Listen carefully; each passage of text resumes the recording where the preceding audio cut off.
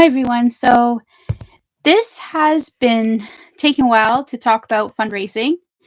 And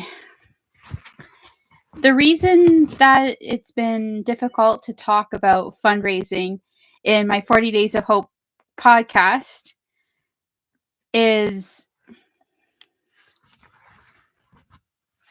it would be easier to talk about fundraising if it was successful, if other people got involved.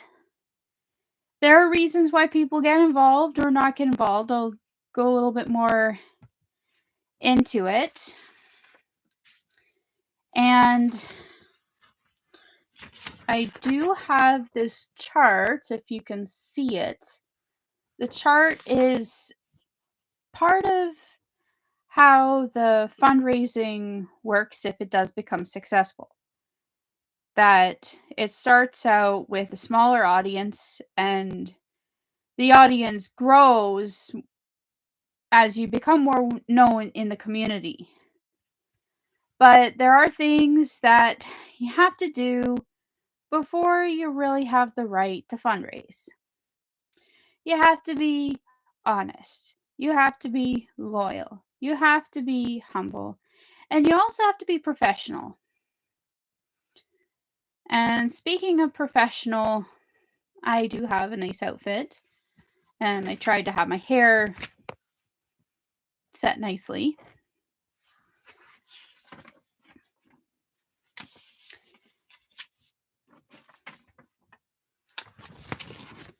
The first question is, how do you know if you're called to fundraise? It's a very important one because we have to think about it. So I have 3 answers.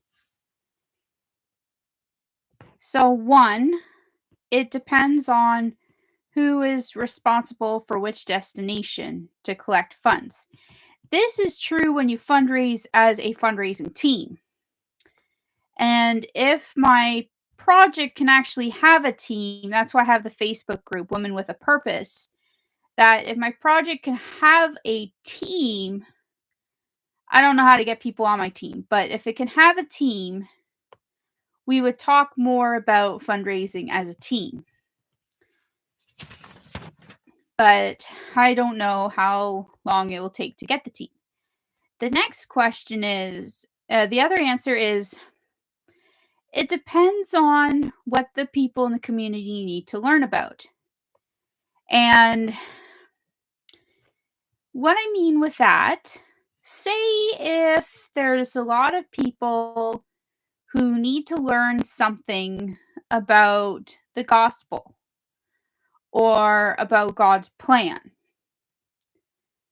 Most people know a little bit about God because of either having a taste of church or they might have heard about the name of God on the streets by somebody.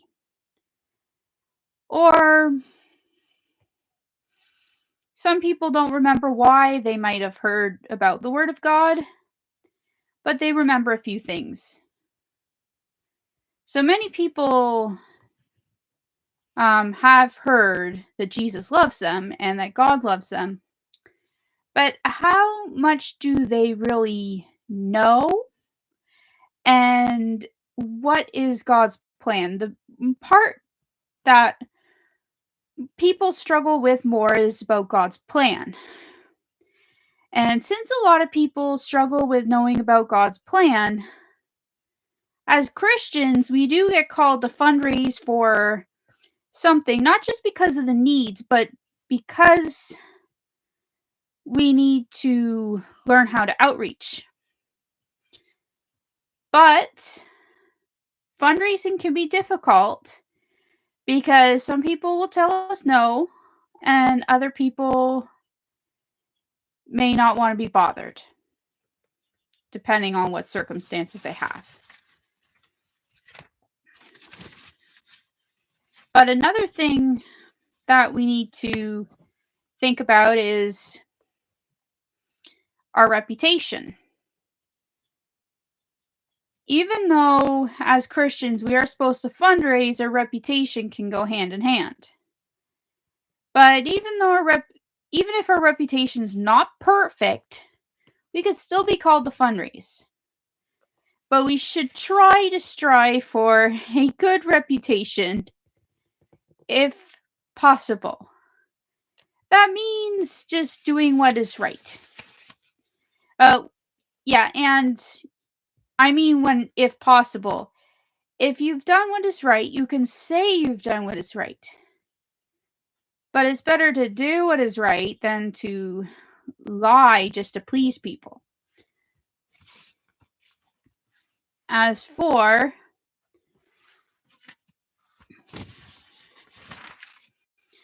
the other question is, how do you know if you are fundraising for the right reasons or the wrong reasons? Fundraising is made to serve a purpose for our community.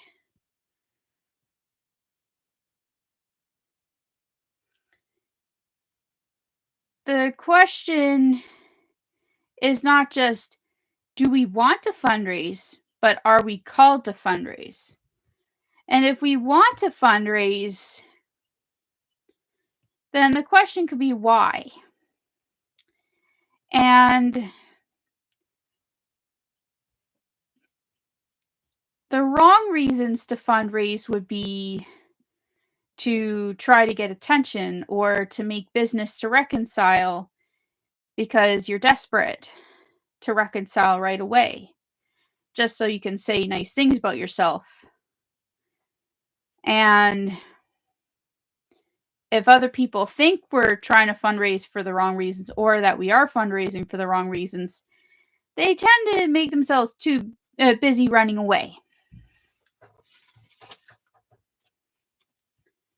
Then the other question is, when is it not a good time to fundraise? If you're a liar or a manipulator or you have intentions to want to hurt people, those are not good times to fundraise. As for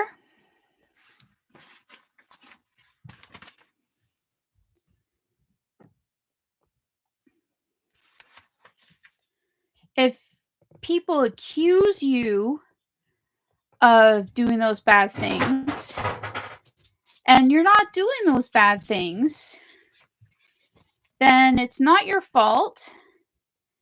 And you kind of have to build a project in some way, whether it would be a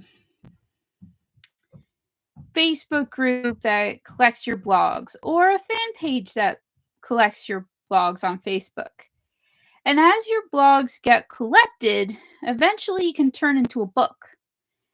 And you can also go on to Blogspot and write blogs about yourself as well.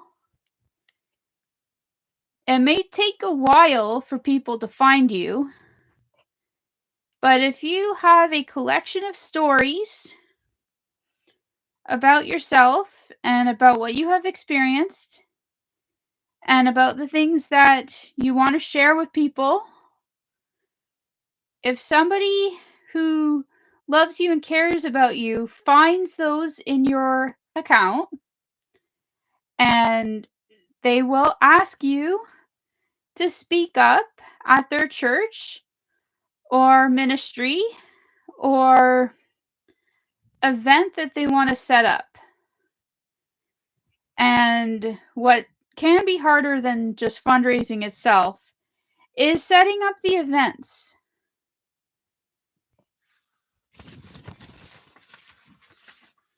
And the reason that setting up the events is difficult, the events having to have good speakers may be more the excuse, but it's the excuse from the people who say, why should I attend the event? The events are difficult to set up because people can have busy lives and communication is not perfect. If the fact that communication is not perfect, sometimes it could take 2 or 3 months before knowing how the event is going to turn out. But if people consistently refuse to communicate with you, then they're trying to tell you that they don't want it to work out. That's a whole nother thing.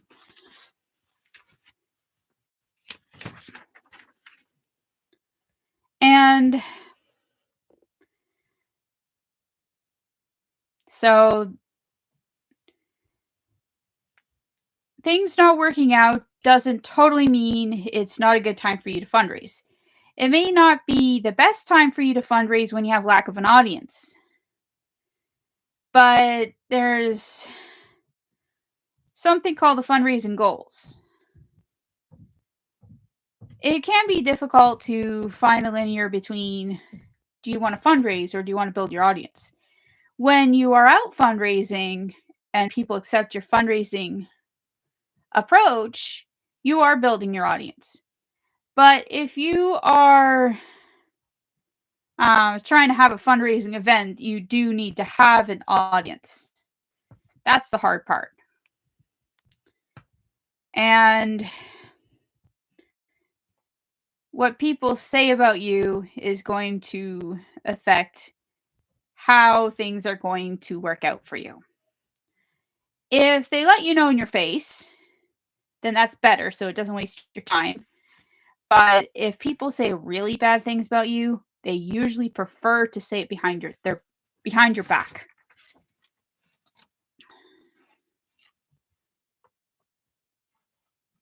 And the fourth question, when you're called to fundraise, what purpose is there for fundraising? Well,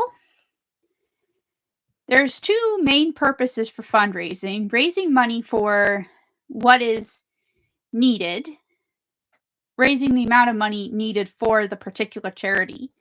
Each charity may have a goal, and the reason why they have a goal is because they have to reach out to those in need. They have to be able to provide, and they have to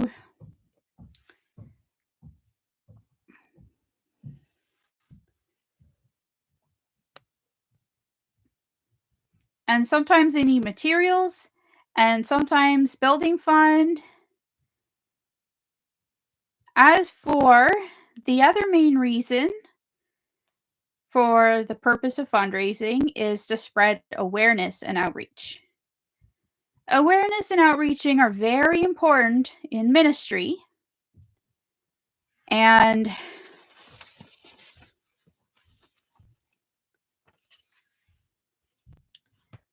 this is where we come into the topic about outreach projects.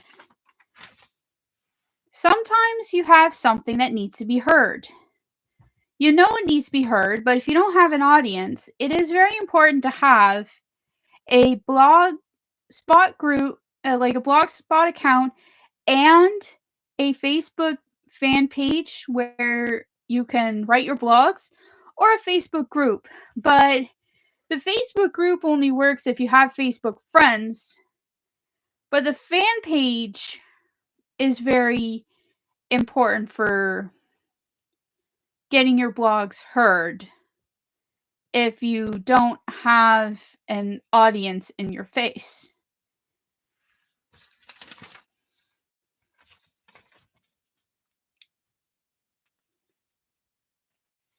And the other question is, how does fundraising work through the COVID-19 pandemic?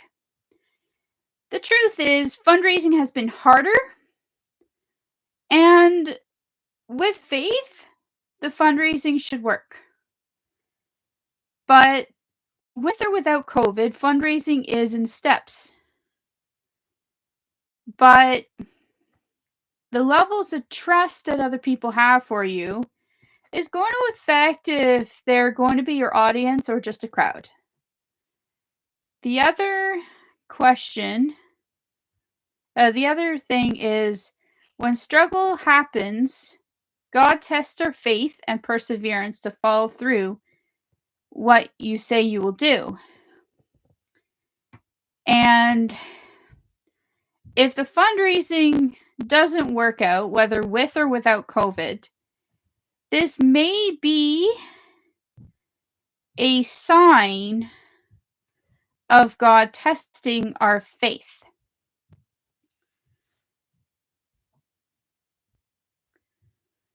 As for how it works through the COVID-19 pandemic, many people have been able to fundraise during the COVID-19 pandemic. I can mention so many examples. The camps, the community organizations, the mission organizations have been fundraising, and it has been successful, as in whether we believe it or not. I believe that it has been successful, and a lot of people do believe it. The reason why many people, over 20% of organizations, have been successful was they have an audience. For fundraising to work, with or without COVID-19 occurring, you must have an audience. The bigger your audience, the more money you can raise, whether COVID-19 is happening or not. And the more people trust you, the more they'll give, the more they'll make you a priority. And not everybody is at the same level. And it's not because of how obedient or disobedient, but the level of success is more in the knowledge than anything else. And when I mean the knowledge, you can't be successful without knowing how to be successful. And I'm still trying to learn about what I'm going to have to do to become successful. And the first step I need to do is stand up for myself. The second thing I need to do is practice some little fundraising ideas. Like whether it is selling something to a neighbor regularly, even if it's at a low price, even starting with a few customers, and just trusting that God will work things through.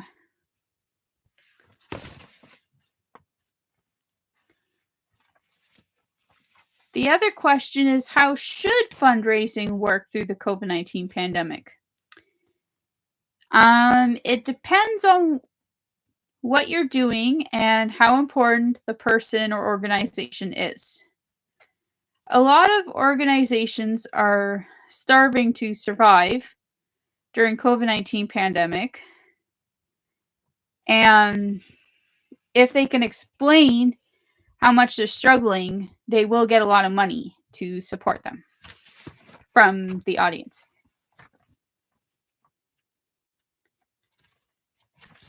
But sometimes it can be difficult. So you have to explain on an understandable level and realistic, also to not be a drama queen. Some people will say they have a lot of problems thinking that they're going to get an audience. But now there's like an education system going through YouTube on what type of people to ignore.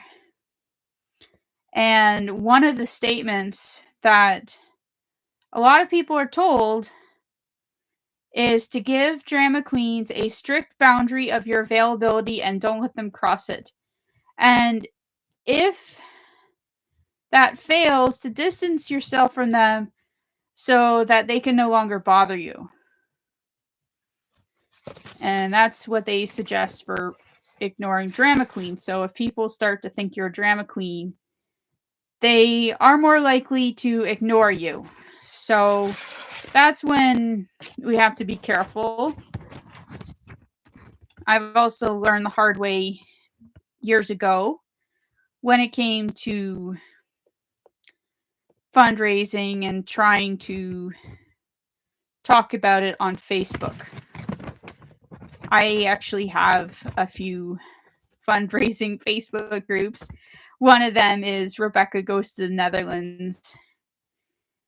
And I'm supposed to go whenever my parents give me permission and whenever the door is open and whenever I have enough money and when the COVID-19 pandemic is not too serious.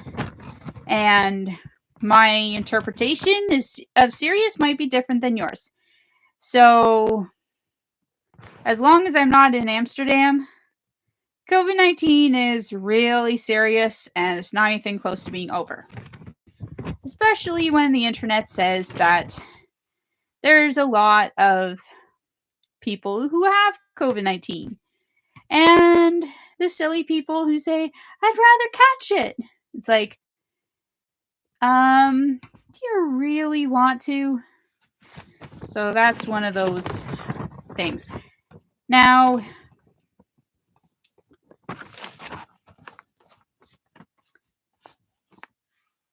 I don't really want to insult anybody.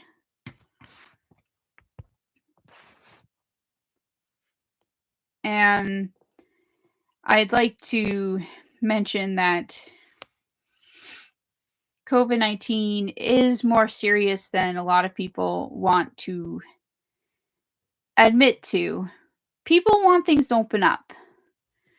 So they try to find ways to not make COVID-19 as big of a deal so they can get opportunities. And that's just as bad as fundraising for the wrong reasons to get attention. How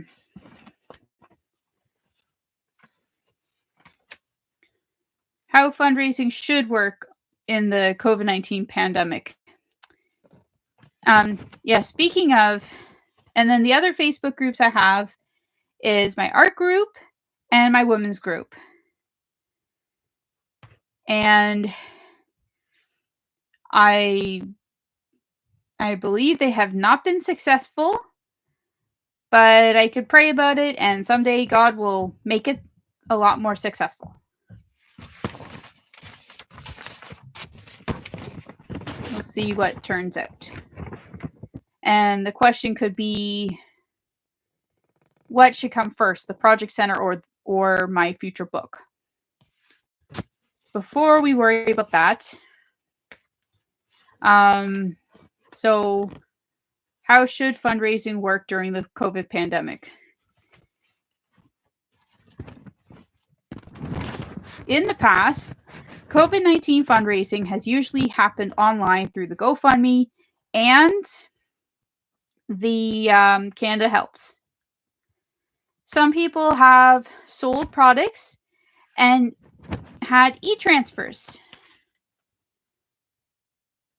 And how COVID-19 should work during fundraising should work during the COVID-19 pandemic. It depends on who you are doing it for and how important the person or organization is. A lot of organizations are gone through that, and a lot of organizations are trying to survive. And we talked about audience. We need to let people know what will happen if certain amounts of money come into the organization. And when we let people know what will happen when money comes into an organization, we have to talk to them nicely, and be assuring. If we get threatening, people might think we're a crazy person.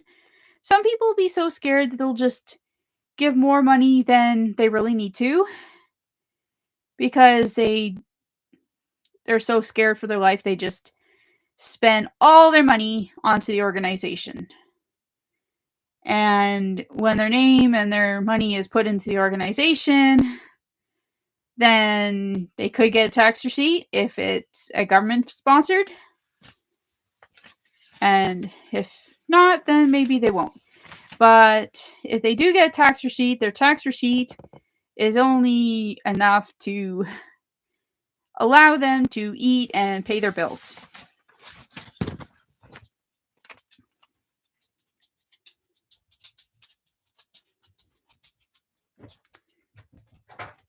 And also to remember, trust is key for fundraising success.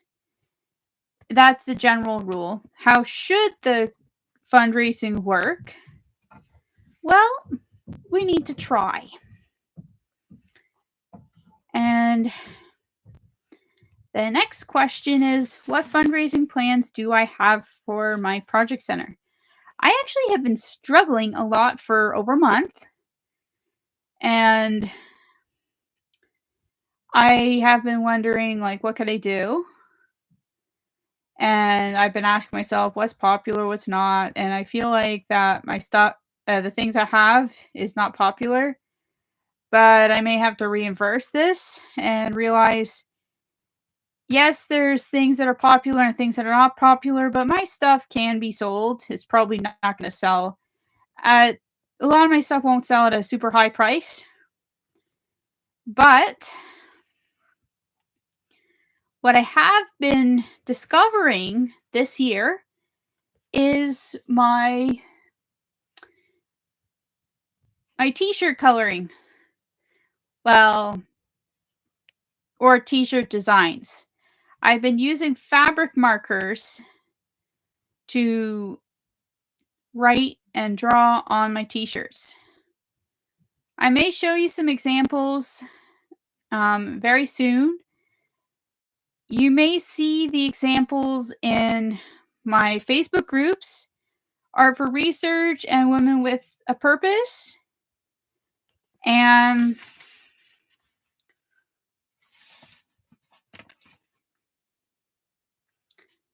so my main fundraising plans are designing t-shirts, YouTube ministries, and selling plants through Facebook Marketplace. Those are my main ones. I might get other fundraising plans eventually. And then the other question is, why should I fundraise this year? Now, there is a very important reason why I should fundraise this year. And it is, I'm supposed to have my t-shirt show and my t-shirt designs. In the Women with a Purpose group, I've actually invited people to participate. I do not know how many will participate. Hopefully some people do. But if people are not participating, I might do a 40-day challenge of t-shirt designs. And so that's the challenge part. Then I may also do lots of t-shirt designs because I need to have something that will ease off my anxiety when I'm in my college classes, especially when I'm getting tempted to not follow through with things I really need to follow through with.